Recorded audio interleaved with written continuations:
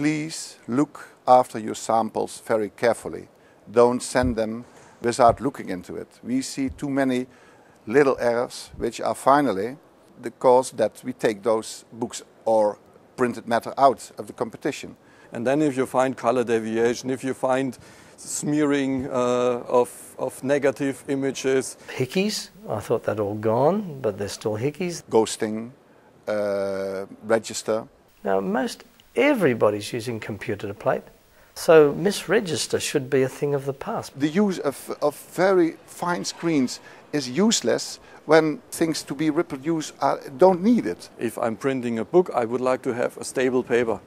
And I don't want to print it on a 80-gram uncoated offset paper, because this is reducing the impression of the product. There also seems to be not a great deal of undercolour removal being done. There seems to be carrying really, really heavy weights of ink.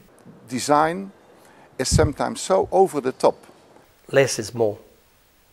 Sometimes simple is more impact. What they do now is embossing and gold and silver and different layers of lacquer, and it's really over the top. It's real kitsch. We found some doubling, we found some slurring, which should not be on new machines. Wrong direction of paper in books. For me, as a bookbinder, it's something very bad. Lack of care or lack of attention in the finishing area.